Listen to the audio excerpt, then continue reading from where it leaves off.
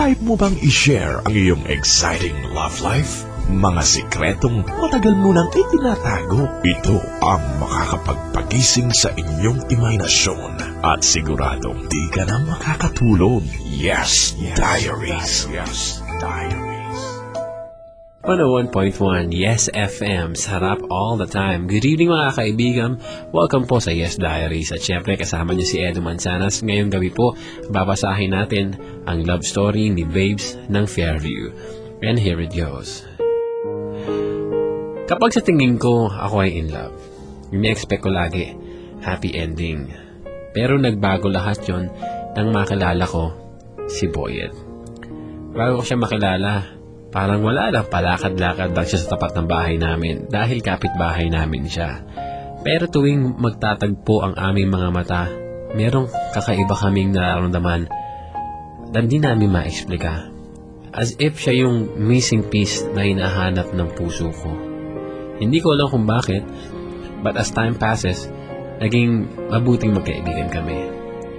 Pero meron akong isang problemang iniisip. Niisip ko, paano kung hindi siya yung tamang lalaki para sa akin? Dapat ko bang sayangin ang oras ko sa pagmamahal sa taong hindi naman ako sigurado kung siya na nga ang taong para sa akin? Pero lahat yon ay nagbago ng tumagal at naging mag-on kami. Pero pag magkasama kami, I get uneasy kasi feeling ko hindi kami meant for each other talaga. Ayaw sa kanya ng pamilya ko dahil may mga bisyo siya, naninigarilyo at umiinom ng alak. Hindi ko rin maintindihan kung bakit puso ko ang sinunod ko. Ganun kadalasan, isip ko ang sinusunod ko. Ayoko ng lalaking naninigarilyo at ayokong sa lalaking umiinom ng alak.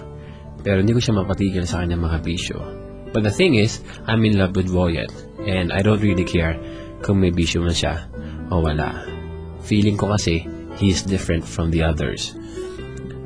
Na sinabi ko sa kanya, hindi ko siya kayang mahalin dahil marami na akong taong nasaktan.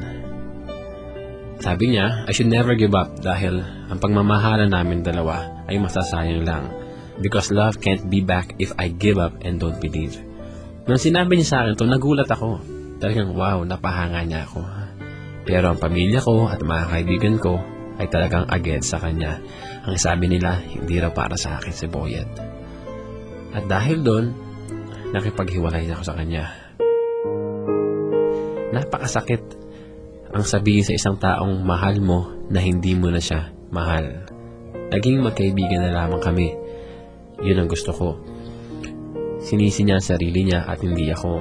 Ang sinabi niya, nalilito lang daw talaga ako dahil mahirap mamili between family and him. Sinisisi niya sarili niya dahil alam niyang wala akong magagawa kapag pamilya na at ang boyfriend ang pinagpipilian. Sabi niya, it's just that I love you so much and I want you so much. Nasaktan ako ng todo-todo dahil alam ko na kaya ko siyang mahalin ng todo-todo pero kailangan kong gawin yun. After namin maghiwalay, lagi na lang ako malungkot at lagi ko siyang naiisip.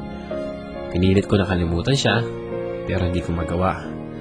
Ang sabi ng puso ko, you have to go on. Kaya mo yan. Pero lumipas ang ilang buwan, ganun pa rin.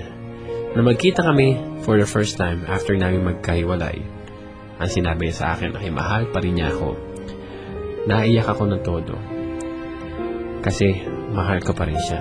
Niyakap ko siya ng napakahigpit at naging kami ulit. Tinago namin ang aming relasyon sa mga tao dahil pag nalaman ng aking pamilya, siguradong lagot ako. Pero naghiwalay ulit kami. At this time, hindi na kami nagkabalikan. Galit na galit siya sa akin dahil nangako kami nakaharapin ng kahit anong pagsubok na mahaharap sa amin. Pero hindi ko nagawa yan. It is a very sad story because we ended up in tears. Nakipaghiwalay ako sa kanya dahil mahal ko siya. I don't want him to be hurt by other people dahil ang mga tao sa paligid ko ay hindi siya gusto. Pero ang pagmamahal ko sa kanya noon ay andito pa rin hanggang ngayon. All I need now is to wait for another chance. Dahil nasabi niya sa akin, nagdadasal siya araw-araw, hoping that we are meant for each other. Sa bawat